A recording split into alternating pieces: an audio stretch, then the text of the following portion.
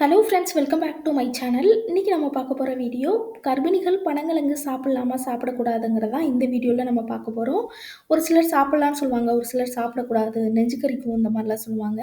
ஒரு சிலருக்கு செரிமானம் ஆகாதுன்னு சொல்லுவாங்க.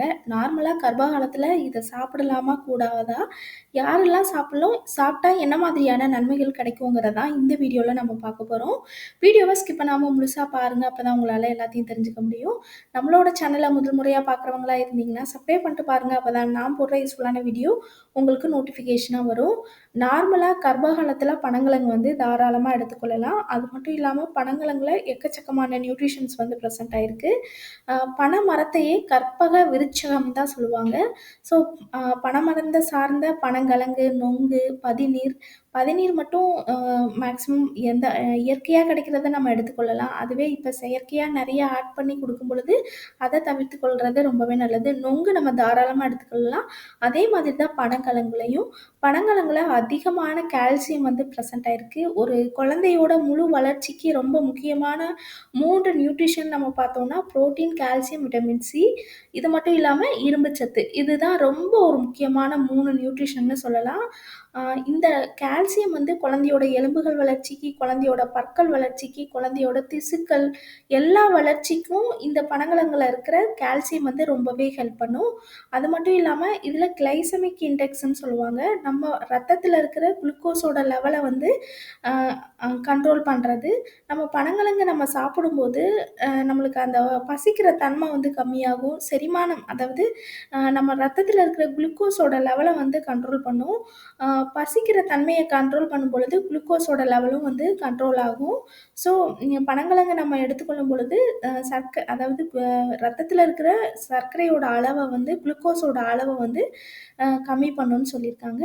நெக்ஸ்ட்டு ரொம்ப முக்கியமான ஒரு நியூட்ரிஷன்னு பார்த்தோன்னா இது புரோட்டீன். புரோட்டீன் தான் ஒரு குழந்தையோட செல்கள் வளர்ச்சிக்கு, திசுக்கள் வளர்ச்சிக்கு, குழந்தையோட ஒரு மூளை வளர்ச்சியாக இருக்கட்டும், குழந்தையோட உறுப்புகள் வளர்ச்சியாக இருக்கட்டும், எல்லாத்துக்குமே புரோட்டீன் தான் ரொம்ப முக்கியமாக தேவைப்படும். அந்த புரோட்டீன் வந்து இந்த பனங்கிழங்குல வந்து ரொம்ப அதிகமாக இருக்குது. அது மட்டும் இல்லாமல் இதில் அதிகமான நார்ச்சத்து வந்து அதிகமாக ப்ரெசென்ட் ஆகிருக்கு. நார்ச்சத்து தான் நம்மளுக்கு செரிமான பிரச்சனைகள், இந்த கை கால் வலிகள் இந்த இது இல்லாமல் இருக்கிறதுக்கு நார்ச்சத்து வந்து ரொம்பவே ஹெல்ப் பண்ணும். பனங்கிழங்குல மட்டும் இல்லாமல் கொய்யாப்பழத்துலேயும் அதிகமான நார்ச்சத்து வந்து ப்ரெசென்ட் ஆகிருக்கு. கர்ப்ப காலத்தில் அந்த மோஷன் பிரச்சனை இருக்கிறவங்க பனங்கிழங்கு நம்ம எடுத்துக்கொள்ளும் பொழுது உங்களுக்கு அந்த பிரச்சனைகள் இல்லாமல் தடுக்கிறதுக்கு இது ரொம்பவே ஹெல்ப் பண்ணும். அது மட்டும் இல்லாமல் ரத்தத்தில் இருக்கிற ரத்த சிகப்பணுக்களை புதுசாக உருவாக்குறதுக்கு இதில் இருக்கிற நியூட்ரிஷன்ஸ் வந்து ரொம்பவே ஹெல்ப் பண்ணும். நம்மளுடைய ஹீமோகுளோபின் அதிகரிக்கதா இருக்கட்டும், எல்லாத்துக்குமே இந்த இரத்த சிவப்பணுக்கள் வந்து ரொம்பவே ஹெல்ப் பண்ணும். அந்த இரத்த சிவப்பணுக்களையே புதுசா உருவாக்குறதுக்கு இந்த பனங்கிழங்கு வந்து ரொம்ப முக்கியமா யூஸ் பண்ணக்கூடிய உருவாக்கக்கூடிய ஒரு ஒண்ணு தான்.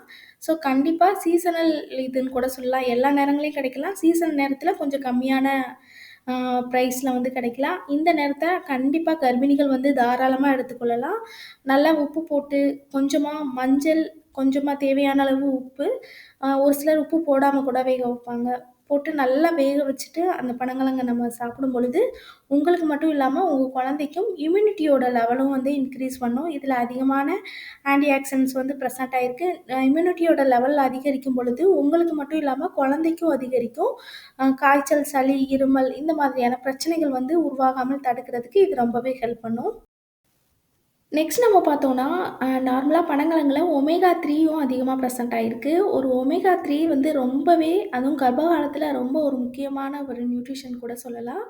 இந்த ஒமேகா 3 வந்து நம்மளோட இது வந்து நல்ல கொழுப்புன்னு கூட இத சொல்லுவாங்க. நம்மளோட அ இதயத்துக்கா இருக்கட்டும், நம்மளோட குழந்தையோட வளர்ச்சிக்கா இருக்கட்டும், மத்த எல்லாத்துக்குமே இந்த ஒமேகா 3 வந்து ரொம்பவே ஹெல்ப் பண்ணும். இது வந்து மேக்ஸிமம் மீன்ல தான் கிடைக்கும்னு சொல்லுவாங்க. இந்த ஒமேகா 3 வந்து இந்த பனங்கிழங்குலயும் வந்து அதிகமா ப்ரெசென்ட் ஆயிருக்கு. நெக்ஸ்ட் நம்ம பார்த்தோம்னா, நரம்பு குழாய்கள் எந்த குறைபாடுகளும் இல்லாமல் தடுக்கிறதுக்கு இதில இருக்கிற ஃபோலேட் வந்து ரொம்பவே ஹெல்ப் பண்ணும். ஃபோலேட் தான் நம்மளுக்கு ஹீமோகுளோபின வந்து அதிகப்படுத்தும்.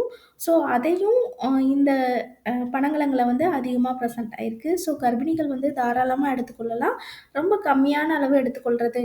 இது மட்டும் கிடையாது. ஒரு சாப்பாடே ரொம்ப அதிக அளவுக்கு மீறி அதிகமா நம்ம சாப்பிடும் பொழுது, உங்களுக்கு இன்னும் பாதிப்ப வந்து ஏற்படுத்தும்.